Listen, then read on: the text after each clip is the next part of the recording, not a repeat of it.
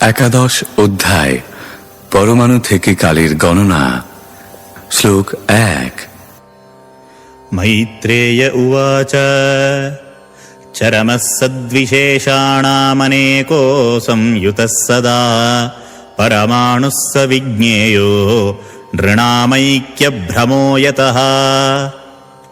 অনুবাদ: জড় জগতের যে ক্ষুদ্রতম অংশ অবিভাজ্য এবং দেহরূপে যার গঠন হয় না তাকে বলা হয় পরমাণু। তা সর্বদা তার অদৃশ্য অস্তিত্ব নিয়ে বিদ্যমান থাকে। এমনকি প্রলয়ের পরেও জড়দেহ এই প্রকার পরমাণুর সমন্বয়, কিন্তু সাধারণ মানুষের সেই সম্বন্ধে ভ্রান্ত ধারণা রয়েছে। তাৎপর্য: শ্রীমদ্ ভাগবতে যে পরমাণুর বর্ণনা করা হয়েছে এবং আধুনিক বিজ্ঞানের পরমাণু সম্বন্ধে যে রকম ধারণা তা প্রায় একই, এবং তা কণাদের পরমাণুবাদ দর্শনে অধিক বর্ণিত হয়েছে। আধুনিক বিজ্ঞানেও স্বীকার করা হয় যে পরমাণু হচ্ছে সবচাইতে ক্ষুদ্র বস্তু, যাকে আর ভাগ করা যায় না, এবং এই পরমাণুর দ্বারা বিশ্বের রচনা হয়েছে। শ্রীমদ্ ভাগবতে সমস্ত প্রকার জ্ঞানের বর্ণনা রয়েছে, এমনকি তাতে পরমাণুবাদও রয়েছে। পরমাণু হচ্ছে শাশ্বত কালের অতি ক্ষুদ্র সূক্ষ্ম রূপ। শ্লোক 2। सत एव पदार्थस्य स्वरूपाव्यस्थितस्य यत् कैवल्यं परममहान् विशेषो निरन्तरः। অনুবাদ: পরমাণু হচ্ছে ব্যক্ত জগতের চরম অবস্থা। যখন তারা বিভিন্ন প্রকারের শরীর নির্মাণ না করে তাদের স্বরূপে স্থিত থাকে, তখন তাদের বলা হয় পরম মহৎ। ভৌতিক রূপে নিশ্চয়ই অনেক প্রকারের শরীর রয়েছে, কিন্তু পরমাণুর দ্বারা সমগ্র জগৎ সৃষ্টি হয়। শ্লোক 3। एवं कालोऽप्यनुमितः सौक्ष्म्ये स्थौल्ये च सत्तमा संस्थानभुक्त्या भगवान् अव्यक्तो व्यक्तभुग्विभुः। পরমাণু সমন্বিত শরীরের গতিবিধির মাপ অনুসারে কালের গণনা করা যায়। কাল সর্বশক্তিমান পরমেশ্বর ভগবান হরির শক্তি, যিনি জড় জগতের অগোচর হলেও সমস্ত পদার্থের গতিবিধি নিয়ন্ত্রণ করেন। শ্লোক 4। सकालः परमाणुर्वैर्यो भुङ्क्ते परमाणुताम् सतो विशेषभुग्यस्तु सकालः परमो महान्। অনুবাদ: পরমাণুর আয়তনকে অতিক্রম করে যেটুকু সময়, সেই অনুসারে পারমাণবিক কালের আয়তনকে মাপা হয়। যে কাল সমগ্র পরমাণুর সামগ্রিক অব্যক্ত সমষ্টিকে আবৃত করে তাকে বলা হয় পরম মহৎ কাল। তাৎপর্য: কাল এবং দেশ দুটি পরস্পর সম্পর্কিত শব্দ। কালকে মাপা হয় কোনো নির্দিষ্ট স্থানের পরমাণুদের আবৃত করার ক্রিয়ার মাধ্যমে। প্রামাণিক কাল মাপা হয় সূর্যের গতি অনুসারে।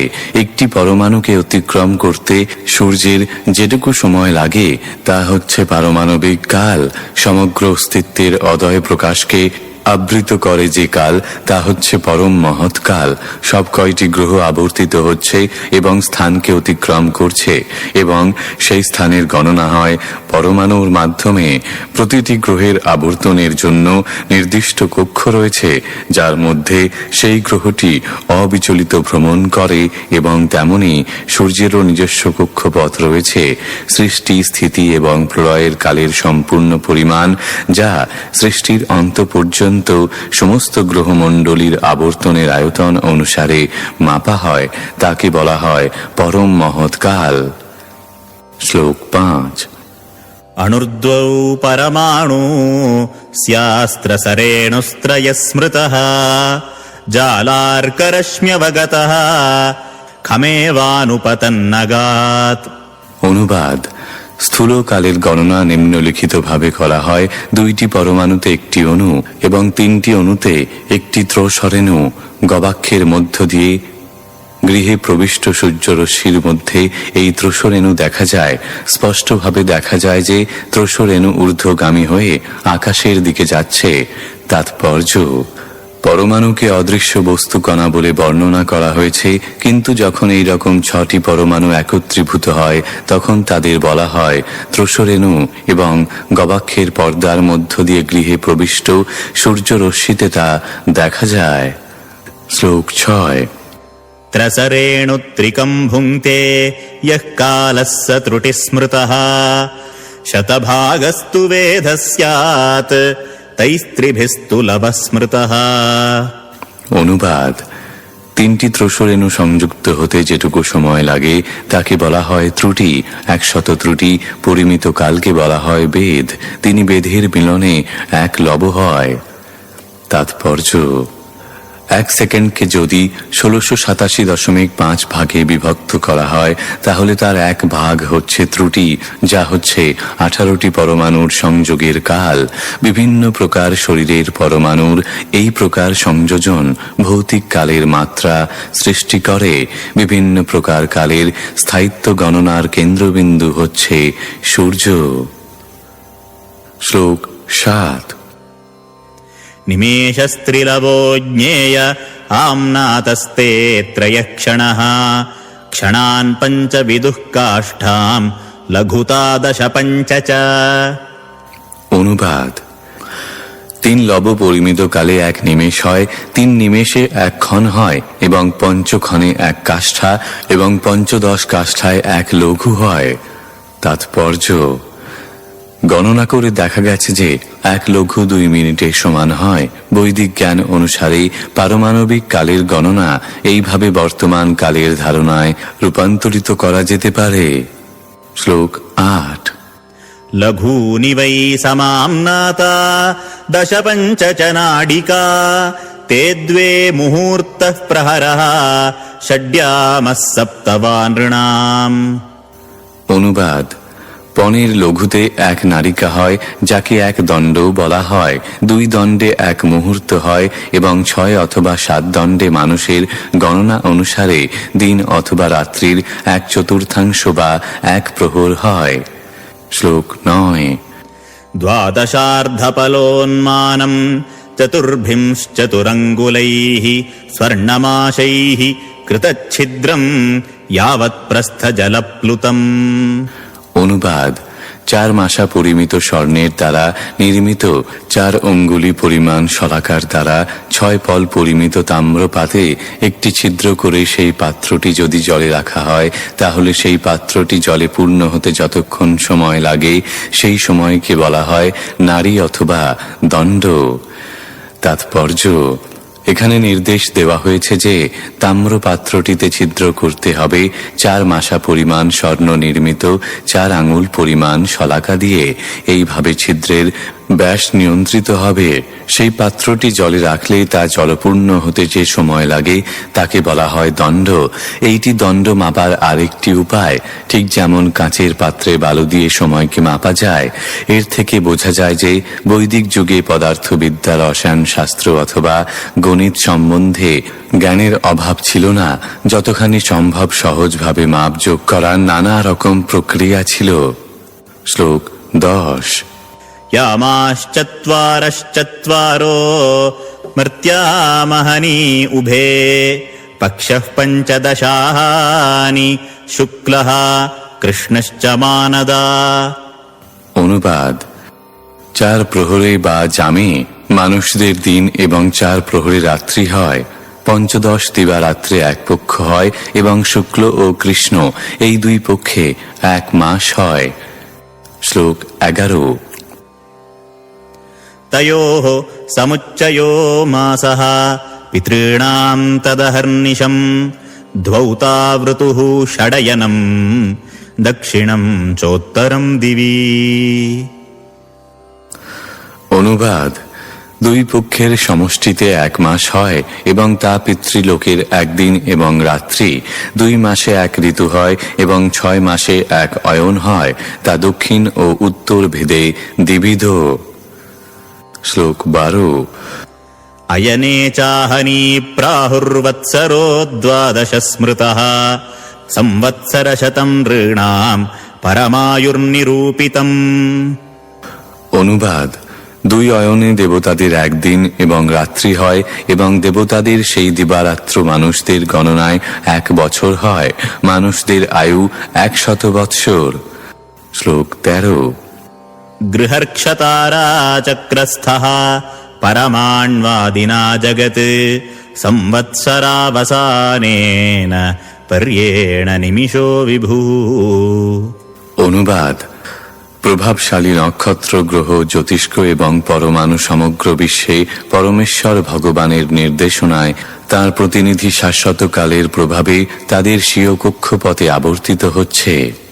তাৎপর্য: ব্রহ্ম সংহিতায় উল্লেখ করা হয়েছে যে সূর্য হচ্ছে পরমেশ্বর ভগবানের চক্ষু এবং তা কালচক্রে আবর্তিত হচ্ছে। তেমনি সূর্য থেকে শুরু করে পরমাণু পর্যন্ত সমস্ত বস্তুই কালচক্রের অধীন এবং তাদের প্রত্যেকেরই নির্ধারিত কক্ষগত সময়ের একটি সংবৎসর রয়েছে। শ্লোক 14। संवत्सरः परिवत्सर इडावत्सर एव च अनुवत्सरो वत्सरश्च विदुरैवं प्रभाष्यते। অনুবাদ: আকাশে সূর্য, বৃহস্পতি, চন্দ্র, নক্ষত্র ও জ্যোতিষ্কের 5টি কক্ষের বিভিন্ন নাম রয়েছে এবং তাদের প্রত্যেকের স্ব সংবৎসরও রয়েছে। তাৎপর্য: শ্রীমদ্ ভাগবতের উল্লিখিত শ্লোকগুলিতে আলোচিত পদার্থবিদ্যা, রসায়ন শাস্ত্র, গণিত, জ্যোতিষ, কাল এবং দেশের বিবরণ ওই সকল বিশিষ্ট বিষয়ের বিদ্যার্থীদের জন্য অবশ্যই অত্যন্ত উৎসাহ উদ্দীপক হবে।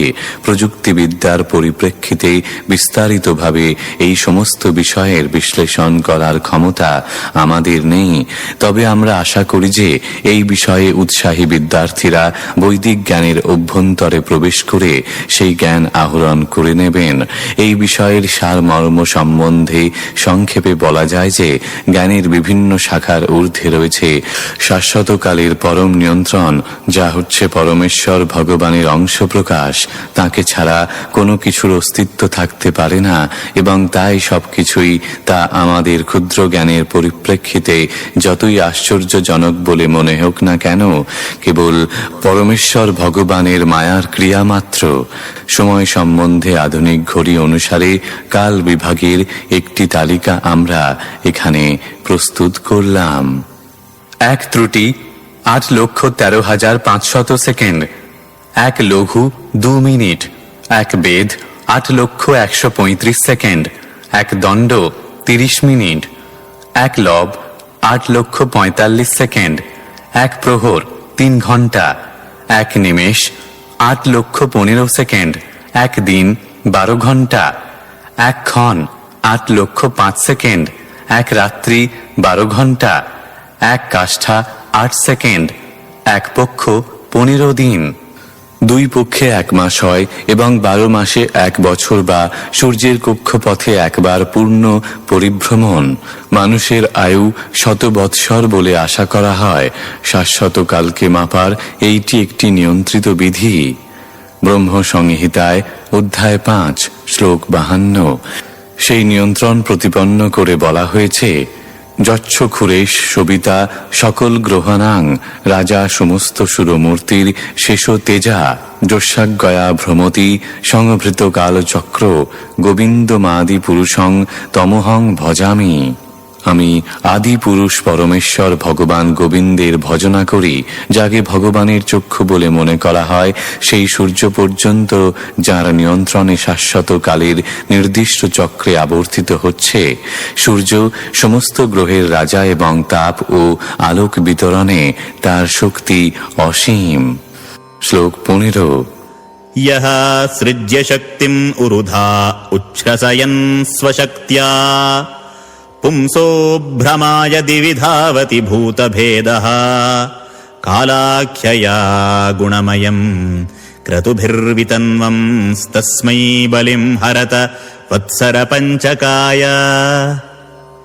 অনুবাদ: হে বিদুর, সূর্য তার অসীম তাপ এবং আলোকের দ্বারা সমস্ত জীবেদের প্রাণবন্ত করেন। তিনি সমস্ত জীবের আয়ু ক্ষয় করেন যাতে তারা মায়ার বন্ধন থেকে মুক্ত হতে পারে এবং তিনি স্বর্গে উন্নীত হওয়ার পথ প্রশস্ত করেন।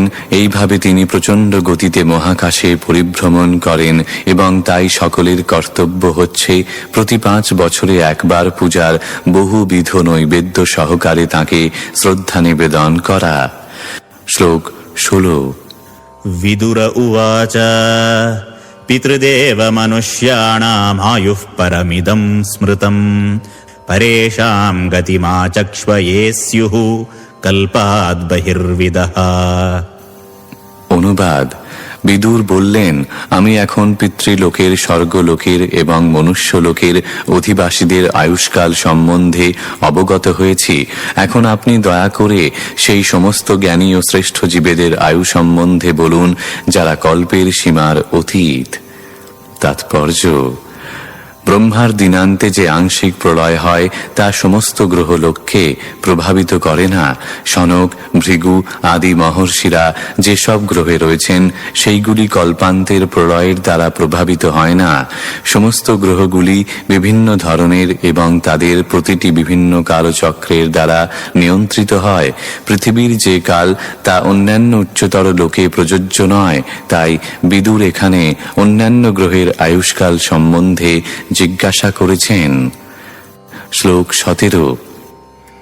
भगवान् वेदकालस्य गतिं भगवतो ननु विश्वं विचक्षते धीरा योगराद्धेन चक्षुषा। অনুবাদ: হে চিন্ময় শক্তি সম্পন্ন, আপনি পরমেশ্বর ভগবানের নিয়ন্ত্রণকারী রূপ শাশ্বতকালের গতিবিধি সম্বন্ধে অবগত। আপনি যেহেতু আত্মতত্ত্ববেত্তা, তাই আপনি আপনার দিব্য দৃষ্টির প্রভাবে সবকিছু দর্শন করতে পারেন। তাৎপর্য: যারা সর্বোচ্চ যোগসিদ্ধি প্রাপ্ত হয়েছেন তারা অতীত, বর্তমান এবং ভবিষ্যতের সবকিছু দর্শন করতে পারেন, তাই তাদের বলা হয় ত্রিকালজ্ঞ। তেমনি ভগবানের ভক্তেরা বৈদিক শাস্ত্র চক্ষুর দ্বারা সবকিছু স্পষ্টভাবে দর্শন করতে পারেন। পরমেশ্বর ভগবান শ্রীকৃষ্ণের ভক্তেরা অনায়াসে কৃষ্ণতত্ত্ব বিজ্ঞান হৃদয়ঙ্গম করতে পারেন এবং সেই সঙ্গে অনায়াসে জড় এবং চিন্ময় উভয় প্রকার সৃষ্টিতত্ত্ব অবগত হন। ভগবত ভক্তদের কোন রকম যোগসিদ্ধির জন্য প্রচেষ্টা করতে হয় না। সকলের হৃদয়ে বিরাজমান পরমেশ্বর ভগবানের কৃপায় তারা সবকিছু জানতে পারেন। শ্লোক 18। मैत्रेय उवाच कृतं त्रेता द्वापरं च कलिश्चेति चतुर्युगम् दिव्यैर्द्वादशभिर्वर्षैः सावधानं निरूपितम्। অনুবাদ: মৈত্রেয় বললেন, হে বিদুর, 4 যুগকে বলা হয় সত্য, ত্রেতা, দাপর এবং কলিযুগ। এই 4 যুগের সমন্বয়ে যে সময় তা দেবতাদের 12,000 বছর। তাৎপর্য: দেবতাদের 1 বৎসর মানুষের 360 বৎসরের সমান। যুগসন্ধ্যা সহ দেবতাদের 12,000 বছর নিয়ে হচ্ছে উল্লিখিত 4টি যুগের সামগ্রিক সময়সীমা। এইভাবে 4 যুগ সময়ের মোট পরিমাণ হচ্ছে 43,20,000 বৎসর। শ্লোক 19। चत्वारि त्रीणि द्वे चैकम् कृतादिषु यथाक्रमम् सङ्ख्यातानि सहस्राणि द्विगुणानि शतानि च। অনুবাদ: সত্য যুগের স্থিতিকাল দেবতাদের 4,800 বছরের সমান, ত্রেতা যুগের স্থিতিকাল দেবতাদের 3,600 বছরের সমান, দাপর যুগের স্থিতিকাল দেবতাদের 2,400 বছরের সমান এবং কলিযুগের স্থিতিকাল দেবতাদের 1,200 বছরের সমান। তাৎপর্য: পূর্বে উল্লেখ করা হয়েছে যে দেবতার 1 দিন মানুষদের 360 বছরের সমান, তাই সত্যযুগের স্থিতিকাল 4,800 গুণিতক 360 অর্থাৎ 17,28,000 বছর। ত্রেতা যুগের স্থিতিকাল 3,600 গুণিতক 360 অর্থাৎ 12,96,000 বছর। দাপর যুগের স্থিতিকাল 2,400 গুণিতক 360 অর্থাৎ 8,64,000 বছর এবং সবশেষে কলিযুগের স্থিতিকাল 1,200 গুণিতক 360 অর্থাৎ 4,32,000 বছর। শ্লোক 20। सन्ध्या सन्ध्यांशयोरन्तर्यः कालः शतसङ्ख्ययोः तमेवाहुर्युगं तज्ञा यत्र धर्मो विधीयते।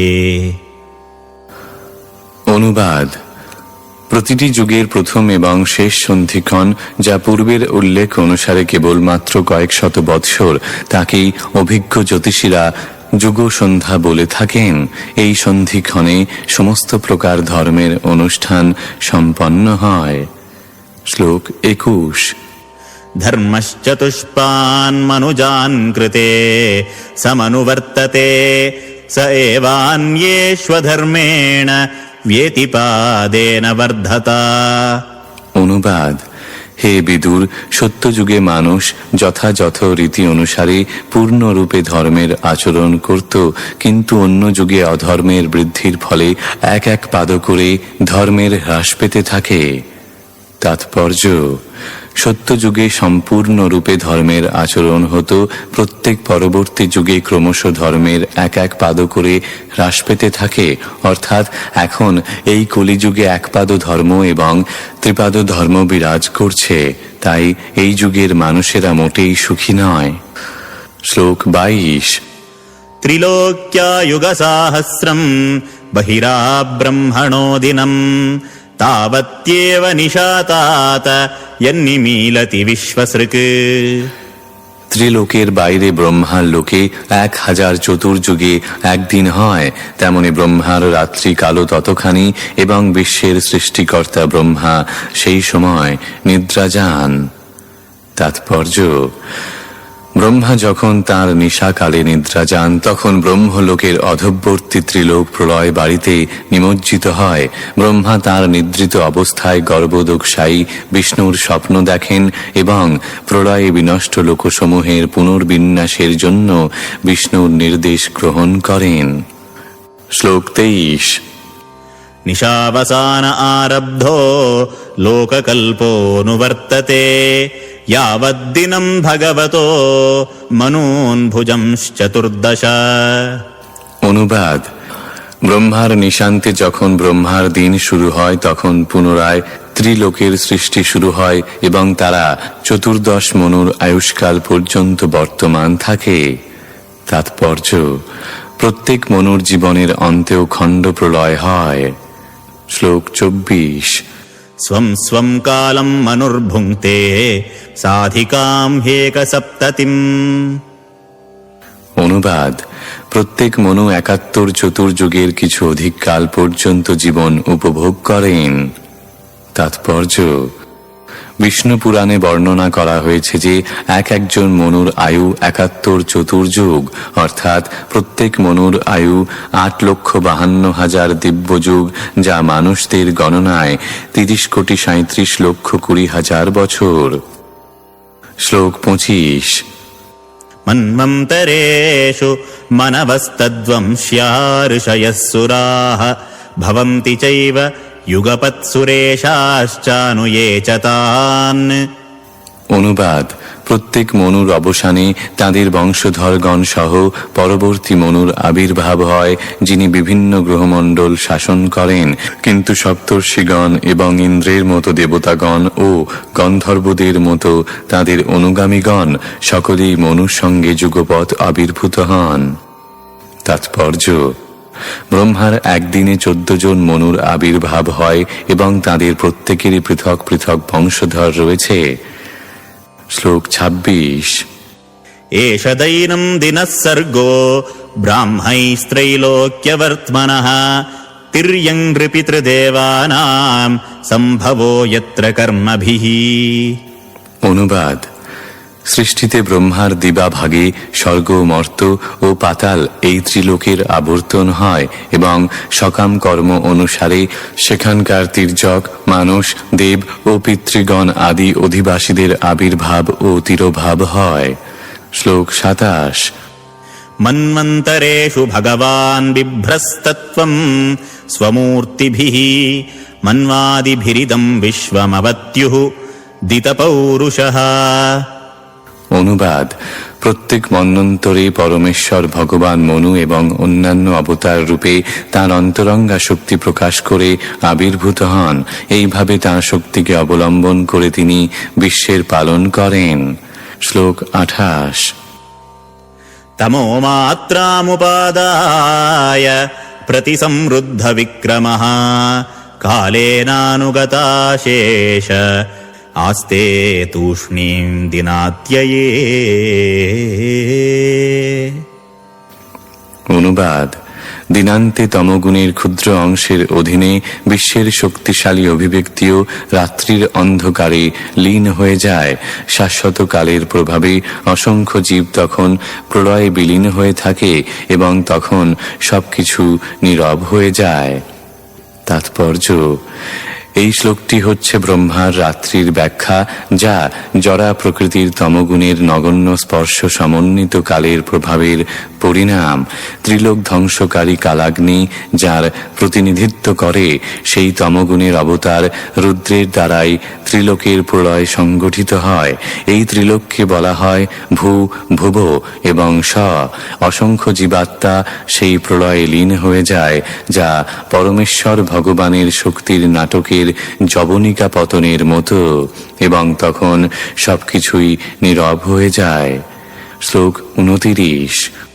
তমেবান্বপিধীয়ন্তে লোকা ভূরাদয়স্ত্রয়ঃ নিশায়ামনুবৃত্তায়াম নির্মুক্ত শশিভাস্করম। অনুবাদ: ব্রহ্মার যখন রাত্রি শুরু হয় তখন লোকত্রয় অদৃশ্য হয়ে যায় এবং ঠিক সাধারণ রাত্রির মতো তখন চন্দ্র ও সূর্য নিষ্প্রভ হয়ে যায়। তাৎপর্য: এখানে বোঝা যাচ্ছে যে সূর্য এবং চন্দ্রের প্রভা ত্রিলোক থেকে অন্তর্হিত হয়ে যায়, কিন্তু সূর্য এবং চন্দ্র অন্তর্হিত হয় না। ত্রিলোকের ঊর্ধ্বে ব্রহ্মাণ্ডের অবশিষ্ট অংশে তারা প্রকাশিত হয়েছে। লয়প্রাপ্ত অংশ সূর্যরশ্মি অথবা চন্দ্রকিরণ থেকে বঞ্চিত হয়ে থাকে। তা সম্পূর্ণরূপে অন্ধকারাচ্ছন্ন ও জলমগ্ন হয়ে থাকে এবং পরবর্তী শ্লোকে বিশ্লেষণ করা হয়েছে যে সেখানে অবিশ্রান্তভাবে বায়ু প্রবাহিত হয়। শ্লোক 30। ত্রিলোক্যাম দহ্যমানায়াম শক্ত্যা সংকর্ষণাগ্নিনা ইয়াম তূষ্মণা মহর্লোকাজ্জনম ভৃগ্বাদয়োর্দিতাঃ। অনুবাদ: সংকর্ষণের মুখনিসৃত অগ্নির ফলে এই প্রলয় হয় এবং তখন মহরলোকের অধিবাসী ভৃগু আদি ঋষিগণ ত্রিলোক দগ্ধকারী প্রজ্বলিত অগ্নির তাপে পীড়িত হয়ে জনলোকে গমন করেন। শ্লোক 31। তাবৎ ত্রিভুবনম সদ্যঃ কল্পান্তৈধিতসিন্ধবঃ প্লাবয়ন্ত্युत्कटाटोपचण्डवातेरितोर्मयः। অনুবাদ: প্রলয়ের শুরুতে সমস্ত সমুদ্র বর্ধিত হয় এবং প্রচণ্ড বায়ুবেগে তরঙ্গসমূহ উদ্বেলিত হয়ে ত্রিভুবনকে পরিপ্লাবিত করে। তাৎপর্য: বলা হয় যে সংকর্ষণের মুখনিসৃত লেলিহান অগ্নি দেবতাদের শতবৎসর অথবা মানুষদের 36,000 বৎসর ধরে জ্বলতে থাকে। তারপর 36,000 বছর ধরে প্রচণ্ড ঝঞ্ঝা ও বিক্ষুব্ধ তরঙ্গ সহ মুষলধারায় বৃষ্টি হয় এবং তখন সাগর ও মহাসাগর সমূহ প্লাবিত হয়। 72,000 বছর ধরে এই প্রতিক্রিয়া ত্রিলোকের আংশিক প্রলয়ের শুরু। মানুষ ত্রিলোকের এই সমস্ত প্রলয়ের কথা ভুলে যায় এবং সভ্যতার ভৌতিক প্রগতির প্রভাবে নিজেদের সুখী বলে মনে করে। একেই বলা হয় মায়া, অথবা যার অস্তিত্ব নেই। শ্লোক 32। অন্তঃ তস্মিन् সলিল আস্তেনম তাসনো হরিঃ যোগনিদ্রা নিমীলাক্ষঃ স্তূয়মানো জনালয়ৈঃ। অনুবাদ: পরমেশ্বর ভগবান শ্রীহরি তখন মুদ্রিত নয়নে জলের উপর অনন্ত শয্যায় শয়ন করেন এবং জনলোকের অধিবাসীরা তখন কৃতাঞ্জলি পুটে তাঁর স্তব করেন। তাৎপর্য: ভগবানের নিদ্রাকে আমাদের নিদ্রার মতো বলে মনে করা উচিত নয়। এখানে যোগনিদ্রা কথাটি বিশেষভাবে উল্লেখ করা হয়েছে, যা ইঙ্গিত করে যে ভগবানের নিদ্রাও তাঁর অন্তরঙ্গা শক্তির একটি অভিব্যক্তি। যখনই যোগ শব্দটি ব্যবহার করা হয় তখন বুঝতে হবে যে তা চিন্ময় অবস্থাকে বোঝাচ্ছে। চিন্ময় স্তরে সব রকম কার্যকলাপই সদা বর্তমান এবং সেইগুলি ভৃগু আদি মহর্ষিদের স্তুতির দ্বারা কীর্তিত হয়। শ্লোক 33। एवं विधैरहोरात्रैः कालगत्योपलक्षितैः अपक्षितमिवास्यापि परमायुर्वयः शतम्। অনুবাদ: এইভাবে ব্রহ্মা সহ প্রত্যেক জীবের আয়ু ক্ষয়প্রাপ্ত হয়। বিভিন্ন লোকে কালের গতি অনুসারে সকলেরই আয়ু 100 বৎসর। তাৎপর্য: বিভিন্ন গ্রহে বিভিন্ন জীবের কালের সীমা অনুসারে প্রত্যেক জীবের আয়ুষ্কাল 100 বছর। এই 100 বছর সকলের ক্ষেত্রেই সমান নয়। সবচাইতে দীর্ঘ 100 বৎসর আয়ু হচ্ছে ব্রহ্মার, কিন্তু যদিও ব্রহ্মার আয়ু অত্যন্ত দীর্ঘ, কালক্রমে তা ক্ষয় হয়ে যায়। ব্রহ্মাও মৃত্যু ভয়ে ভীত হন এবং তাই তিনি মায়ার কবল থেকে মুক্ত হওয়ার জন্য প্রার্থনা নিবেদনের মাধ্যমে পরমেশ্বর ভগবানের প্রতি ভক্তিমূলক সেবা সম্পাদন করেন। পশুদের অবশ্য কোনো রকম দায়িত্ব জ্ঞান নেই, কিন্তু মানুষদের মধ্যেও যাদের দায়িত্ব জ্ঞান বিকশিত হয়েছে তারাও ভগবানের প্রেমময়ী সেবায় যুক্ত না হয়ে তাদের মূল্যবান সময়ের অপচয় করে। তারা তাদের আসন্ন মৃত্যু ভয়ে ভীত না হয়ে সুখে জীবন যাপন করে। এইটি হচ্ছে মানব সমাজের উন্মত্ততা। উন্মাদের জীবনে কোনো রকম দায়িত্ববোধ নেই। তেমনি যে কোনো মানুষ তার মৃত্যুর পূর্বে দায়িত্ব জ্ঞানের বিকাশ না করে তার অবস্থা ঠিক একজন পাগলের মতো, যে ভবিষ্যৎ সম্বন্ধে কোনো রকম বিবেচনা না করে জড়জাগতিক জীবন মহাসুখে ভোগ করতে চায়। এই বিশ্বে সবচাইতে দীর্ঘ আয়ু বিশিষ্ট ব্রহ্মার মতো দীর্ঘ আয়ু লাভ করলেও পরবর্তী জীবনের জন্য নিজেকে প্রস্তুত করার ব্যাপারে দায়িত্বশীল হওয়া প্রতিটি মানুষের কর্তব্য। শ্লোক 34। यदर्धमायुषस्तस्य परार्धमभिधीयते पूर्वः परार्धेऽपक्रान्तो ह्यपरोऽद्य प्रवर्तते। অনুবাদ: ব্রহ্মার শতবর্ষ আয়ু দুভাগে বিভক্ত। তার আয়ুর প্রথম অর্ধভাগ ইতিমধ্যেই গত হয়েছে এবং দ্বিতীয়ার্ধ এখন চলছে। তাৎপর্য: ব্রহ্মার শতবর্ষব্যাপী আয়ুর বিষয়ে এই গ্রন্থের বিভিন্ন অংশে পূর্বেই আলোচিত হয়েছে এবং তা ভগবদ্গীতাতেও অধ্যায় 8 শ্লোক 17 বর্ণনা করা হয়েছে। ব্রহ্মার আয়ুর 50 বছর ইতিমধ্যেই গত হয়েছে এবং বাকি 50 বছর পূর্ণ হলে ব্রহ্মার মৃত্যুও অনিবার্য। শ্লোক 35। पूर्वस्यादौ परार्धस्य ब्राह्मो नाम महानभूत् कल्पो यत्राभवद्ब्रह्मा शब्दब्रह्मेति यं विदुः। অনুবাদ: ব্রহ্মার জীবনের পূর্ব পরার্ধের প্রারম্ভে ব্রাহ্মকল্প নামক কল্পে ব্রহ্মার আবির্ভাব হয়েছিল। বেদের আবির্ভাব এবং ব্রহ্মার জন্ম একসঙ্গে হয়েছিল। তাৎপর্য: পদ্মপুরাণের প্রভাস খণ্ডে বর্ণনা করা হয়েছে যে ব্রহ্মার 30 দিনে বরাহ কল্প, পিতৃকল্প আদি বহু কল্প রয়েছে। পূর্ণিমা থেকে অমাবস্যা পর্যন্ত 30 দিনে ব্রহ্মার 1 মাস হয়। এই রকম 12 মাসে 1 বছর এবং 50 বছরে 1 পরার্ধ বা ব্রহ্মার আয়ুর অর্ধাংশ পূর্ণ হয়। শ্বেত বরাহ রূপে ভগবানের অবতারের আবির্ভাবের সময় ব্রহ্মার প্রথম জন্মদিন। হিন্দু জ্যোতিষ শাস্ত্রের গণনা অনুসারে ব্রহ্মার জন্মদিন মার্চ মাসে। তাই তত্ত্বটি শ্রীল বিশ্বনাথ চক্রবর্তী ঠাকুরের ব্যাখ্যা থেকে উদ্ধৃত করা হয়েছে। শ্লোক 36। तस्यैव चान्ते कल्पोऽभूत् यं पाद्ममभिचक्षते युद्धरेर्नाभिसरस आसील्लोकसरोरुहम्। অনুবাদ: প্রথম ব্রাহ্মকল্পের পরের কল্পকে বলা হয় পাদ্যকল্প, কেননা সেই কল্পে ভগবান শ্রীহরির নাভি সরোবর থেকে ব্রহ্মাণ্ড রূপ কমল বিকশিত হয়েছিল। তাৎপর্য: ব্রহ্মকল্পের পরবর্তী কল্পকে বলা হয় পাদ্যকল্প, কেননা সেই কল্পে ব্রহ্মাণ্ড রূপ কমল প্রকট হয়েছিল।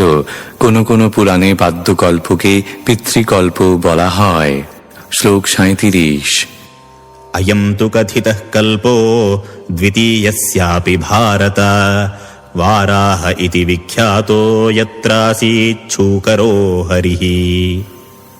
অনুবাদ: হে ভারত, ব্রহ্মার আয়ুর দ্বিতীয়ার্ধের প্রথম কল্প বরাহ কল্প নামেও প্রসিদ্ধ, কেননা সেই কল্পে পরমেশ্বর ভগবান শ্রীহরি বরাহ রূপে অবতরণ করেছিলেন। তাৎপর্য: সাধারণ মানুষের কাছে ব্রাহ্ম, পাদ্য, বারাহ নামক বিভিন্ন কল্পগুলি হতবুদ্ধিজনক বলে মনে হতে পারে। কিছু কিছু পণ্ডিত আছে যারা মনে করে যে সমস্ত কল্পগুলি এক। শ্রীল বিশ্বনাথ চক্রবর্তীর মতে প্রথমার্ধের শুরুতে যে ব্রাহ্মকল্প তা পাদ্যকল্প বলে মনে হয়, কিন্তু সরলভাবে এই শ্লোকের অনুসরণ করে আমরা বুঝতে পারি যে বর্তমান কল্পটি ব্রহ্মার আয়ুর দ্বিতীয়ার্ধের অন্তর্গত। শ্লোক 38। कालोऽयं द्विपरार्धाख्यो निमेष उपचर्यते अव्याकृतस्यानन्तस्य ह्यनादेर्जगदात्मनः। অনুবাদ: ব্রহ্মার জীবনের দুটি পরার্ধকাল যা পূর্বে উল্লেখ করা হয়েছে তা বিকার রহিত, অনন্ত এবং সর্বজগতের পরম কারণ পরমেশ্বর ভগবানের এক নিমেষ মাত্র। তাৎপর্য: মহর্ষি মৈত্রেয় পরমাণু থেকে শুরু করে ব্রহ্মার আয়ুষ্কাল পর্যন্ত বিভিন্ন পরিমাণগত কালের বিশদ বিবরণ প্রদান করেছেন। এখন তিনি অন্তহীন পরমেশ্বর ভগবানের কাল সম্বন্ধে কিছু আভাস দেবার প্রচেষ্টা করেছেন। তিনি ব্রহ্মার পরমায়ুর পরিপ্রেক্ষিতে অপরিসীম কালের কেবল একটু সংকেত প্রদান করছেন। ব্রহ্মার পরমায়ুর স্থিতিকাল পরমেশ্বর ভগবানের কালের 1 সেকেন্ডেরও কম সময় বলে বর্ণনা করা হয়েছে। ব্রহ্ম সংহিতায় অধ্যায় 5 শ্লোক 48 এই কথা বর্ণনা করে বলা হয়েছে: यस्यैकनिश्वसितकालमथावलम्भ्य जीवन्ति लोमविलजा जगदण्डनाथाः विष्णुर्महान् स इह यस्य कलाविशेषो गोविन्दमादिपुरुषं तमहं भजामि। আমি সর্বকারণের পরম কারণ পরমেশ্বর ভগবান গোবিন্দের ভজনা করি, যার একটি অংশ হচ্ছেন মহাবিষ্ণু। অসংখ্য ব্রহ্মাণ্ডের সমস্ত ব্রহ্মারা তার একটি নিঃশ্বাসকে অবলম্বন করে জীবিত থাকেন। নির্বিশেষবাদীরা ভগবানের রূপ বিশ্বাস করে না এবং তার ফলে পরমেশ্বর ভগবান যে শয়ন করেন তা বিশ্বাস করা তাদের পক্ষে অত্যন্ত কঠিন। তাদের বিচার অল্প জ্ঞানলব্ধ, কেননা তারা সবকিছুই গণনা করে তাদের নিজেদের ক্ষমতার পরিপ্রেক্ষিতে। তারা মনে করে যে পরমেশ্বর ভগবানের অস্তিত্ব সক্রিয় মানুষের অস্তিত্বের ঠিক বিপরীত। তাই তারা বিচার করে যে মানুষদের যেহেতু ইন্দ্রিয় রয়েছে, তাহলে পরমেশ্বর ভগবানের নিশ্চয়ই কোনো রকম ইন্দ্রিয়ানুভূতি নেই। মানুষের যেহেতু রূপ রয়েছে, তাই পরমেশ্বর ভগবান নিশ্চয়ই নিরাকার, এবং মানুষ যেহেতু নিদ্রা যায়, তাই পরমেশ্বর ভগবান নিশ্চয়ই নিদ্রা যান না। শ্রীমদ্ ভাগবতের সিদ্ধান্ত কিন্তু এই সমস্ত নির্বিশেষবাদীদের সঙ্গে একমত নয়। এখানে স্পষ্টভাবে উল্লেখ করা হয়েছে যে পরমেশ্বর ভগবান যোগনিদ্রায় শয়ন করেন, যা পূর্বে আলোচনা করা হয়েছে, এবং যেহেতু তিনি নিদ্রা যান, তাই স্বাভাবিকভাবে তিনি নিশ্চয়ই নিঃশ্বাসও গ্রহণ করেন, এবং ব্রহ্ম সংহিতায় প্রতিপন্ন হয়েছে যে তাঁর নিঃশ্বাস গ্রহণের যে সময়, সেই সময়ের মধ্যেই ব্রহ্মার জন্ম হয় এবং মৃত্যু হয়। শ্রীমদ্ ভাগবত এবং ব্রহ্ম সংহিতার মধ্যে পূর্ণ মৈত্রিক্য রয়েছে। ব্রহ্মার জীবনান্তে নিত্যকালের সমাপ্তি হয় না, কিন্তু কাল অক্ষয় হলেও তা পরমেশ্বর ভগবানের উপর তার প্রভাব বিস্তার করতে পারে না, কেননা পরমেশ্বর ভগবান কালের নিয়ন্তা। চিন্ময় জগতে নিঃসন্দেহে কাল রয়েছে, কিন্তু সেখানে তা কার্যকলাপ নিয়ন্ত্রণ করতে পারে না। কাল অসীম এবং চিৎজগৎও অসীম, কেননা সেখানে সবকিছুই চিন্ময় স্তরে বিরাজ করে। শ্লোক 39। कालोऽयं परमाण्वादिर्द्विपरार्धान्त ईश्वरः नैवेशितुं प्रभुर्भूम्न ईश्वरो धाममानिनाम्। অনুবাদ: শাশ্বতকাল অবশ্যই পরমাণু থেকে শুরু করে ব্রহ্মার জীবনকাল পর্যন্ত বিভিন্ন আয়তনের নিয়ন্তা, কিন্তু তা সত্ত্বেও তা পরমেশ্বর ভগবানের নিয়ন্ত্রণাধীন। কাল কেবল তাদেরই নিয়ন্ত্রণ করতে পারে যারা দেহ চেতনার দ্বারা প্রভাবিত। এমনকি সত্যলোক পর্যন্ত বা ব্রহ্মাণ্ডের অন্যান্য উচ্চতর লোকেও কালের এই প্রভাব বিদ্যমান। শ্লোক 40। विकारैः सहितो युक्तैर्विशेषादिभिरावृतः आण्डकोशो बहिरयम् 50 कोटिविस्तृतः। অনুবাদ: 8টি জড় উপাদানের সমন্বয়ে 16 প্রকার বিকার থেকে প্রকাশিত এই যে ব্রহ্মাণ্ড, তার অভ্যন্তর 50 কোটি যোজন বিস্তৃত এবং নিম্নলিখিত আবরণের দ্বারা আবৃত। তাৎপর্য: পূর্বে বিশ্লেষণ করা হয়েছে যে সমগ্র জড়জগৎ 8টি ভৌতিক তত্ত্ব ও 16টি বর্গের প্রদর্শন।